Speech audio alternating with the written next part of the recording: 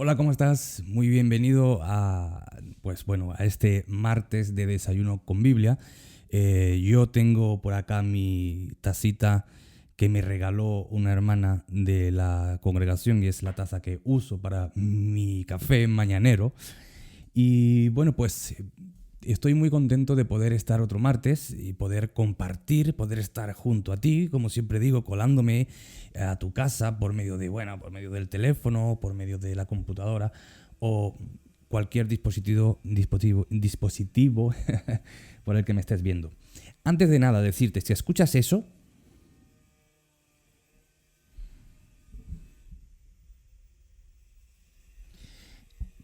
sí, es que hoy les han dado por hacer una obra aquí enfrente y se mete el ruido de la radial o del martillo o de lo que están haciendo. Pero bueno, así es la vida. La vida presenta también muchas veces esos pequeños inconvenientes o desajustes o cositas que hay que salvar, dificultades. Esto podríamos seguramente hacer una analogía justamente con estas cosas. Y bueno, de eso va hoy un poco la cosa. Y lo quiero hilar, fíjate, lo quiero hilar. El Señor usaba condiciones de su momento para muchas veces dar sus enseñanzas. Las enseñanzas del Señor no eran enseñanzas de escritorio. El Señor no estaba sentado en un escritorio y diciendo, bueno, ¿cómo voy a qué predicación voy a hacer el sábado en la sinagoga? O el domingo, si fuera nuestro tiempo, ¿no? El Señor usaba cosas como esas, de las cotidianas del día a día, para lanzar enseñanzas. Y hoy es lo que vamos a ver. Mira, qué bueno que haya, como dicen, no hay mal que por bien no venga. Pero de todas formas, si escuchas ese ruido de fondo, lo siento, hoy ha surgido así, tenemos una obra aquí enfrente y no puedo hacer mucho más. Pero bueno, lo esencial lo vamos a hacer. ¿Tienes ya tu Biblia abierta? Me gustaría que así fuera. Y de nuevo, agradecerte por estar aquí, agradecer las ganas que tienes de aprender junto conmigo. Todos estamos aprendiendo. Y como siempre digo, no es un estudio bíblico. Aquí no estamos haciendo un estudio bíblico, no pretendo hacer un estudio bíblico, sino leer el Evangelio de forma completa y a la vez, obviamente, pues dando algunos pensamientos al respecto. Porque lo que queremos hacer, si eres nuevo o nueva en este momento y te has adherido a lo que estamos haciendo, pues verás que ya hay una serie de vídeos que hemos subido y hemos comenzado desde el principio del Evangelio. Hoy vamos a tratar el capítulo 4, pero no lo vamos a hacer entero porque es bastante denso, sino que estaremos cortando para dejarnos hoy la enseñanza. Así que si eres nuevo o nueva y estás por primera vez, bueno, pues también te damos la bienvenida a este proyecto de lectura del Evangelio. Y muy bien, sin más, ya tienes tu cafecito, yo lo tengo acá, pero obviamente me lo beberé ahora después, que casi siempre se me queda frío. Pero tú puedes hacerlo. Así que vamos a leer hoy nuestra sección que se encuentra en el Evangelio de Marcos, por supuesto. Lo vamos a ver en el capítulo 4. Y vamos a leer desde el versículo 1 hasta el versículo 20. Yo sé que el capítulo 4 se compone hasta el versículo 41. Pero como digo, es un poco denso. Marcos decide incorporar las parábolas de Jesús en este capítulo. Otros evangelistas no lo hacen, sino que, por ejemplo, Mateo riega las parábolas alrededor de todo su evangelio en diferentes momentos. Marcos ha decidido hacerlo en este capítulo porque tiene una enseñanza que dar. Pero como digo, No vamos a explicar la parábola, no vamos a ir punto por punto, sino que vamos a quedarnos con facetas del Señor, ¿vale? Entonces, vamos a ello y vamos a comenzar la lectura.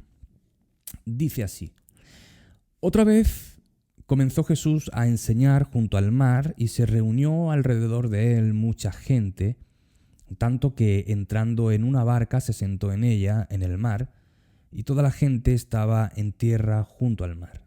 Y les enseñaba por parábolas muchas cosas y les decía en su doctrina: Oíd, he aquí el sembrador salió a sembrar. Y al sembrar aconteció que una parte cayó junto al camino, y vinieron las aves del cielo y la comieron. Otra parte cayó en pedregales, donde no tenía mucha tierra, y brotó pronto, porque no tenía profundidad de tierra. Pero salido el sol, se quemó, y porque no tenía raíz, se secó. Y otra parte de la semilla cayó entre espinos, y los espinos crecieron y la ahogaron, y no dio fruto. Pero otra parte cayó en buena tierra, y dio fruto, pues brotó, y creció, y produjo a 30, a 60 y a 100 por uno. Y les dijo: el que tiene oídos para oír, que oiga. Y cuando estuvo solo, ya nos dice Marcos, cuando estuvo solo, los que estaban cerca de él con los 12 le preguntaron sobre la parábola.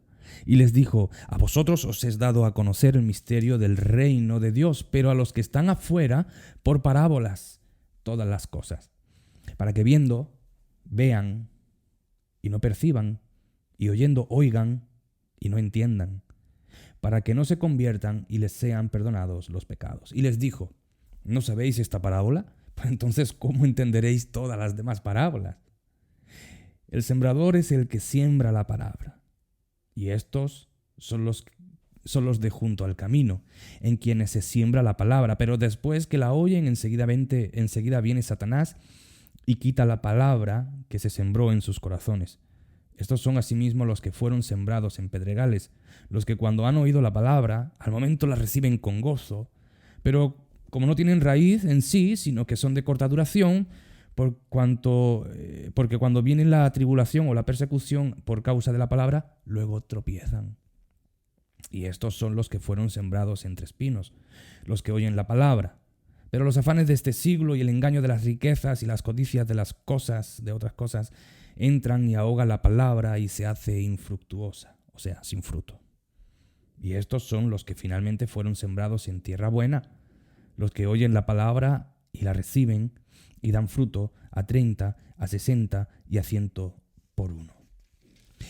Esta palabra fue complicada de entender para sus discípulos, como el mismo Señor dice. Aquí en el versículo 10 y 11, los discípulos le preguntan, pero el Señor les dice: ¿No entendéis esta parábola? Entonces, si no entendéis esta parábola, ¿cómo vais a entender las otras? Porque esta parábola es esencial para entender el camino en el reino. Pero paso por paso.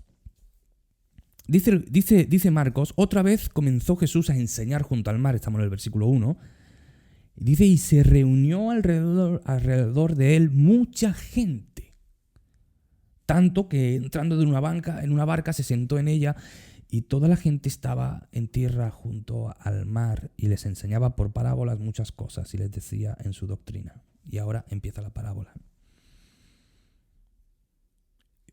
Realmente hay la parábola del sembrador. Bueno, como el Señor nos la explica después, pues podemos captar la idea. Pero si el Señor no la llegase a explicar, tendríamos seguramente dificultades para entender cómo lo tuvieron los discípulos. Realmente creo que la mayor complejidad de esta parábola se encuentra en la respuesta que el Señor les da a los discípulos. Y se encuentra en los versículos 11. A vosotros, o sea, a ustedes, mis discípulos, los que conviven conmigo, con los que tengo trato, a los que he elegido para enviar para que estén conmigo en el ministerio, para que aprendan y luego también repliquen el ministerio. A vosotros os es dado a conocer el misterio del reino de Dios. Pero a los que están afuera, por parábolas. Y aquí viene el punto. Para que viendo, vean y no perciban, y oyendo, oigan y no entiendan, para que no se conviertan y sean perdonados los pecados. ¡Uy! ¡Qué difícil es esto! Y muchas personas encuentran verdadera controversia con las palabras de Jesús, porque, vamos a ver, ¿es que Jesús no quiere que se conviertan las personas? Parece que no. Piensan, parece que no, porque aquí está diciendo. El Señor Jesús dice, para que viendo, vean y no perciban, y oyendo, oigan y no entiendan, para que no se conviertan. ¿Cómo es esto?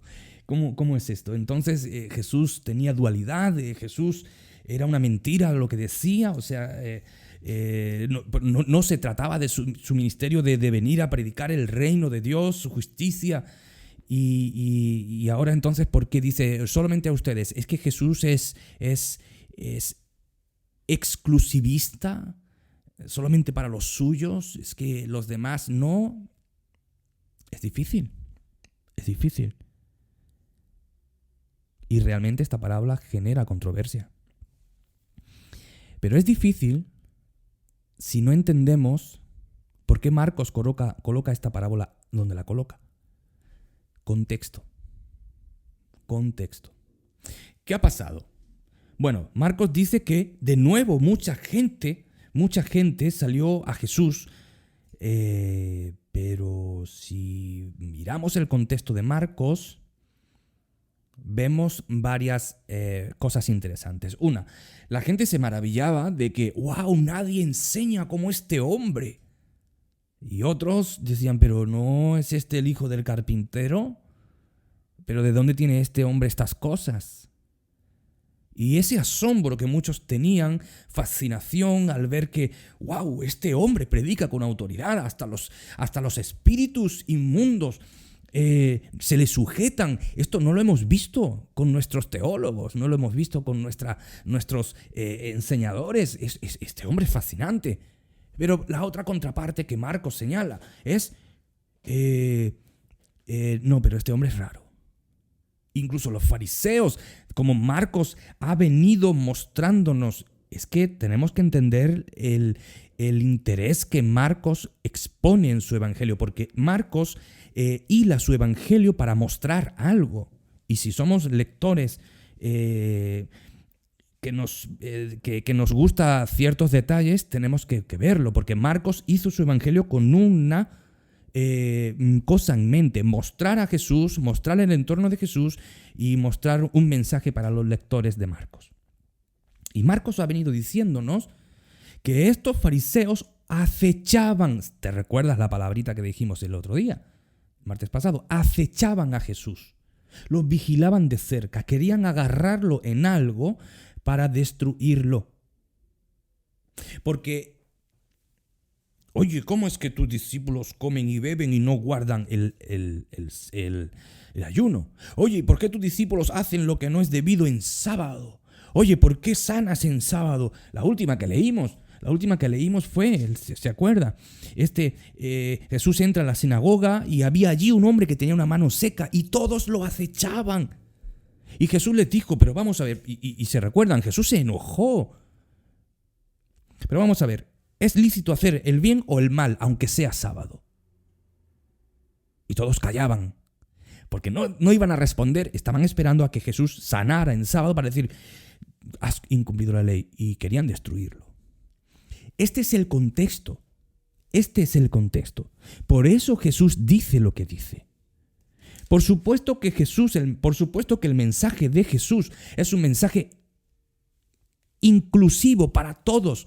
El problema es que Jesús mostraba señales.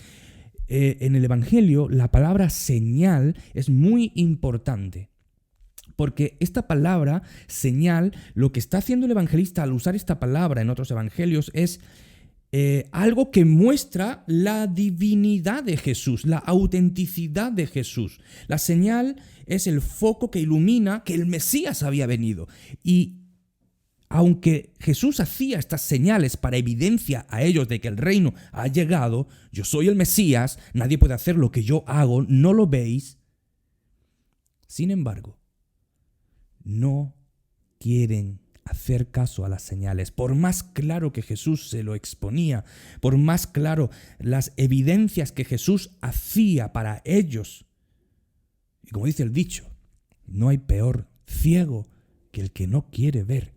Aquí está el problema. El ciego es ciego y el que es ciego no ve. Pero lo peor de todo es que uno, no siendo ciego, no quiera ver. Ahí está, y ahí reside el punto. Jesús decía, miren, ya he venido, estoy aquí, pero ustedes no quieren. En otro evangelio, por ejemplo en Juan, si no mal recuerdo, en Juan, él les dice, ustedes no pueden venir porque no quieren venir a mí, no quieren. Si quisieran podrían venir, pero ustedes son necios, no quieren. Ante tal imposibilidad, Jesús reacciona diciendo esto. Bueno, se acoge a las palabras de Isaías, porque Dios cuando llama a Isaías en el capítulo 6, creo que es, si no lo recuerdo mal, no sé si lo tengo por aquí apuntado, pero bueno, Isaías creo que es en el capítulo 6, Dios le dice, mira Isaías, vas a predicar a mi pueblo, pero no te van a escuchar porque su corazón está engrosado, su corazón está apartado de mí, pero vas a predicar, vas a hablar de mí y no te van a escuchar. La queja de Dios una y otra vez al pueblo de Israel es que teniendo mensajes, habiendo dado Dios profetas, habiéndolos enviado, el pueblo no quería. De labios me honran, pero su corazón está lejos de mí. Esto es lo que le pasaba al Israel del tiempo de Jesús. Ese Dios en el Antiguo Testamento que mandaba profetas y los profetas no querían saber nada de lo que Dios les decía, y este Dios que se encarna, viene, llega, está con nosotros, o sea, está en el tiempo de ellos, y ese Israel que decía adorar a Dios, tiene a Dios con ellos, las señales que Dios hacía para ellos, y no querían. Por eso Jesús acoge las palabras de Isaías, o sea, dichas en Isaías, y las inserta aquí. Y les dice justamente eso. Hey, mira, pues les estoy hablando claro, ustedes no quieren escuchar. Muy bien, pues entonces voy a hablar en parábolas, en este sentido, parábolas complejas, para que viendo vean y no vean, y teniendo orejas escuchen pero no entiendan. ¿Por qué? No porque yo no quiera que entiendan, sino porque ellos se han negado a entender. Entonces, no tienen excusa para el juicio, porque yo les he hablado, pero ya los he enjuiciado. Esto es una especie de juicio. A ver, quiero que vengas conmigo a Romanos, capítulo 1. Y Pablo, por medio de, o sea, Dios, el Espíritu Santo por medio de Pablo, dice así. Pablo dice de esta forma, porque la ira de Dios se revela contra el cielo, contra toda impiedad e injusticia de los hombres, que detienen con injusticia la verdad. Jesús es la verdad, y los hombres estaban deteniendo su verdad con injusticia.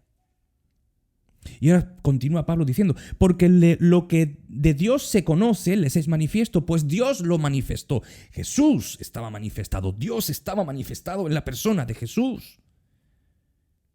Las cosas invisibles de Él, su eterno poder y deidad se hacen claramente visibles desde la creación del mundo, siendo entendidas por medio de las cosas hechas, de modo que no tienen excusa.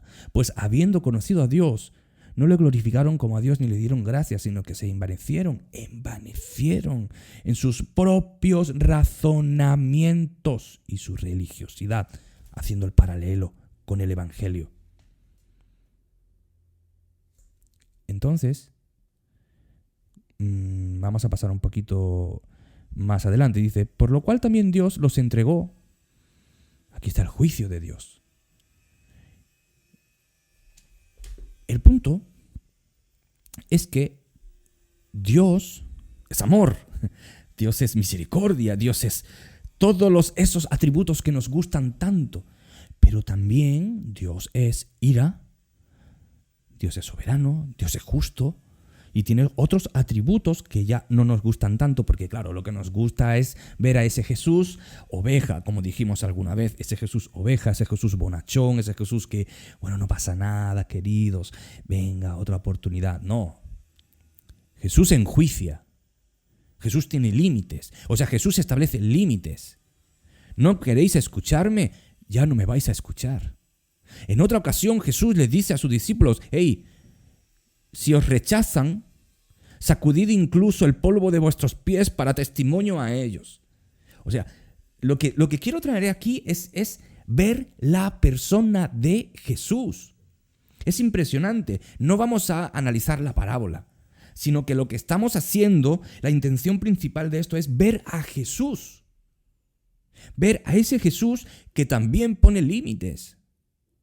No es como el universalismo quiere y enseña. No, al final Dios es amor y va a perdonar a todo el mundo. No. Aquí vemos a Jesús poniendo límites. Miren, he venido. Pero su religiosidad no les deja ver. Porque no quieren ver. Su imposibilidad está en que no quieren la posibilidad. ¿Quieren venir a mí? Vengan. El Señor dirá en otra ocasión, venid a mí todos los que estáis cargados. Yo os haré descansar. Pero el problema es que no quieren venir a Él. Por eso el Señor, y creo que está en Juan, el Señor va a decir, el Padre es el que trae. Porque si el Padre no trajera, nadie querría venir. Y lo está diciendo en el contexto judío, por supuesto. Esto es muy interesante porque vemos a ese Jesús al cual por medio de los años de nuestra tradición evangélica o cristiana, o si hay alguna persona de otra denominación católico y está viendo estos vídeos, fabuloso, aquí no hay luchas. Pero es cierto que sea como seas, nuestras tradiciones nos han nublado o nos han hecho contemplar a Jesús de alguna forma un tanto no real del todo, porque al final hacemos a Jesús a nuestra propia imagen y a nuestra propia semejanza. Y no, Dios es Dios, Él no puede ser enjaulado. Él no puede ser enjaulado por medio de una teología propia que nosotros hacemos a nuestra imagen y semejanza. Qué magnífico ver a este Jesús libre de nuestras dogmas teológicos o dogmas tradicionales, de nuestra propia imaginería de Él. Este es el Jesús. Este es Dios. Estas imágenes que Marcos lanza de Jesús en su evangelio es el Jesús que tenemos que recobrar. Es el Jesús que se difumina como una neblina a través de los años de nuestra cristiandad. Es el Jesús valiente. Es el Jesús, inclusive, fíjense en esto, es el Jesús que, como anteriormente, le niegan la entrada en la sinagoga para que enseñe, y ya que está enseñando en la sinagoga, están queriendo, ya no lo invitaban con amabilidad como al principio, sino que ahora lo invitan para ver de cómo le pueden acusar. Pero es el Jesús que entiende que también se puede predicar en otros lugares. Ustedes no me quieren en la sinagoga, donde se supone que todo se tiene que predicar, donde se supone que se tiene que enseñar a Dios o sobre Dios. Ok, me voy a enseñar a otros lugares. Es el Jesús que no está cuadriculado a una forma, a una cultura religiosa. Es el Jesús que solamente quiere hacer la voluntad de su Padre, como diría en otro lugar, y su Padre le dijo, estoy agradado contigo. Es el Jesús que rompe esquemas. Ojo, no me malentiendas. No estoy aquí dibujando, no es mi intención, ni tampoco es la intención del evangelista. No estoy dibujando a un Jesús rebelde, un Jesús rebelde sin causa. No, para nada. O sea, eso sería más de lo mismo. Eso sería acoger una figura propia de Jesús a como es mi personalidad y decir, mira, Jesús era como yo, hay que ser rebelde sin causa. No. Jesús es Dios. Lo que estoy tratando de hacer con esto es recobrar las imágenes de Jesús. Un Jesús que no es religioso de por sí, sino un Jesús que vive intensamente su relación con el Padre, con su Padre.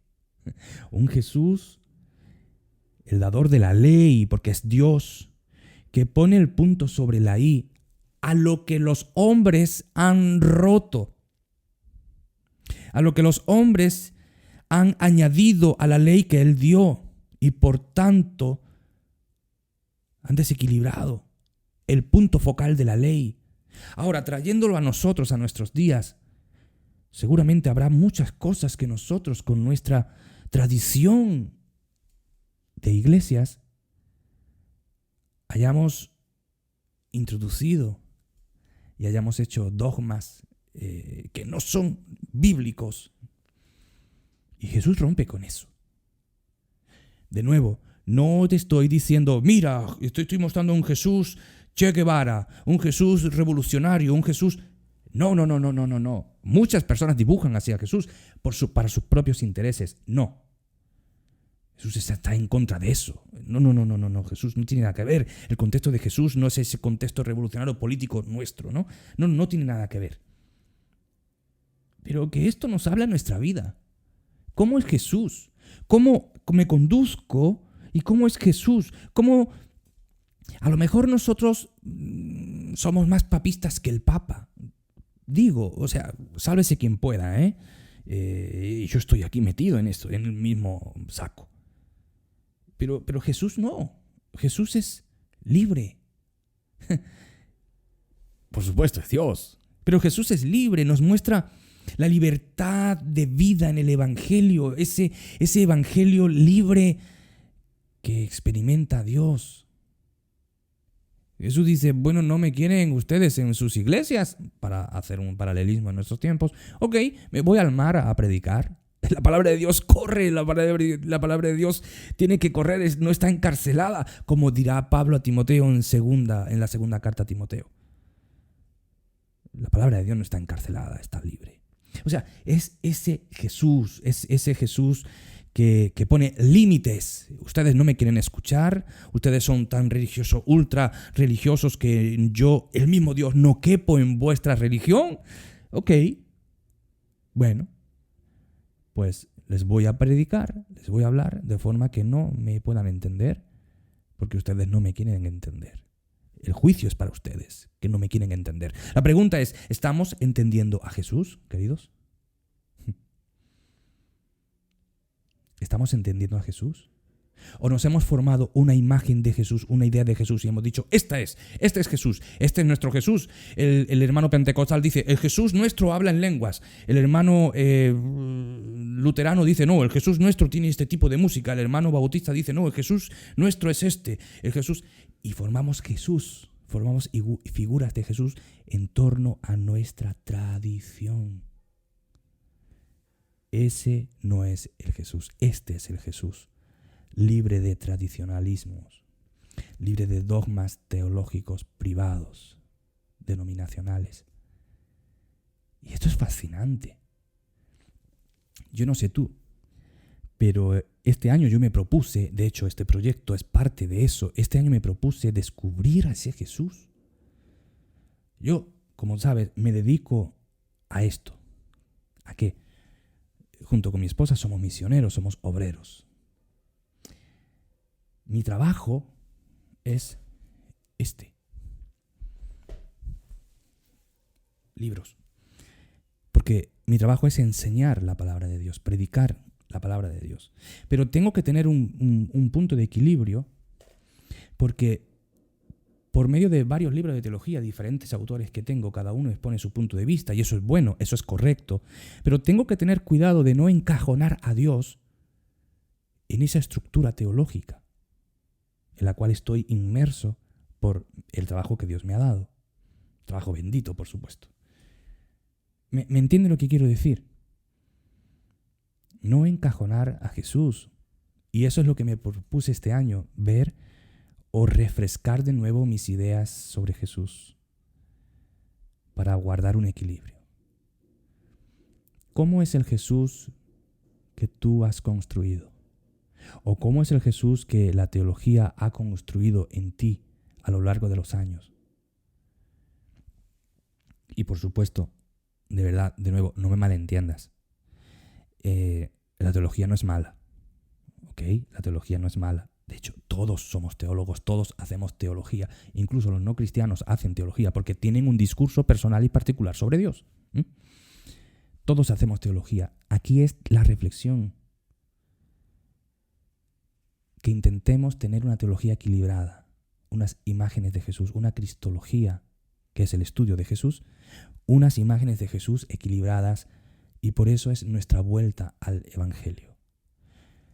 A mí me resulta fascinante estar viendo a este Jesús que pone límites y que dice algo tan contradictorio, tan controversial para nosotros, que dice, no, para que viendo no vean y oyendo no oigan, no entiendan. ¡Wow, Jesús! Pero ¿qué predicador quiere? ¿Qué predicador que quiera hacer una iglesia, que quiera tener una gran seguimiento? Dicen, no, voy a predicar de tal forma que no me entiendan. ¿Por qué? Porque ellos no quieren entenderme. Entonces, este es su juicio. ¡Wow, Jesús! Yo no lo haría así. Claro, yo. Pero es que yo tengo que aprender de Jesús. Porque Jesús es equilibrado, Jesús es justo, Jesús... este es el Jesús que tenemos que recuperar. Y quitarnos de nuestra mente ese Jesús que todo lo pasa. ¿No me quieres seguir? No te preocupes, hijo mío. Al final te voy a salvar. Has caído en pecado. No te preocupes, hijo mío. Yo sé cómo eres. No, ese Jesús no. Es el Jesús cercano a mí, por supuesto. Es el Jesús no religioso. Es el Jesús que pone la ley sobre su misma base de misericordia. Pero es el Jesús que pone límites. Dice, hey, no, esto está mal. Cuando Jesús tiene que jugar conmigo, juega. Entiéndame cómo lo digo, porque Jesús jugaba con los niños y lo vemos también en los dibujos, en la imaginería que el evangelista hace. Ese Jesús que jugaba con los niños, ese Jesús divertido con los discípulos, pero ese Jesús serio cuando tiene que ser serio y cuando tiene que decir, hey, ustedes no están entendiendo a Dios. Así que, queridos, no nos hemos metido con la parábola porque no es el punto, sino que el punto es descubrir a Jesús. Así que el próximo martes miraremos las demás parábolas y espero que, de verdad, no saquemos de contexto mis palabras, porque yo no estoy dando a entender Jesús revolucionario. No, Jesús no está levantando ninguna bandera, ningún color, no. Quizá nosotros tenemos que aprender de Jesús, a sacar nuestros prejuicios, nuestras cadenas dogmáticas teológicas. No sé, que el Espíritu Santo te hable de la forma en que Él solo sabe hacer, pero miremos esta nueva faceta del Señor Jesús. Por supuesto, el Señor quiere salvar a todos, pero no todos quieren ser salvados por el Señor. Y el Señor respeta eso, pero enjuicia también eso. Para terminar, quiero decirte algo.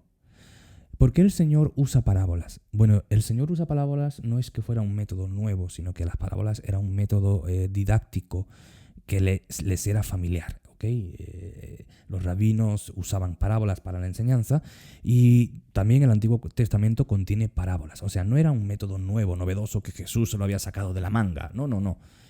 Las personas entendían las parábolas. Lo que pasa es que había ciertas parábolas que tenían más complejidad que otras. Luego, por otro punto es que las parábolas hacían, y por eso Jesús y muchos rabinos la usaban, como forma didáctica, porque las parábolas hacían concretas las ideas abstractas. Jesús, ¿cómo iba a predicar sobre el reino de Dios, algo abstracto para nosotros?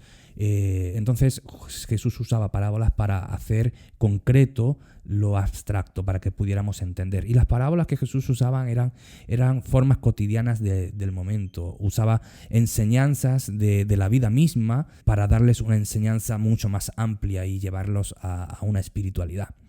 Por tanto, la parábola obligaba al oyente a pensar por sí mismo y no obtener masticado el resultado. La intención de la parábola era que, oye, tú llegues a tu conclusión.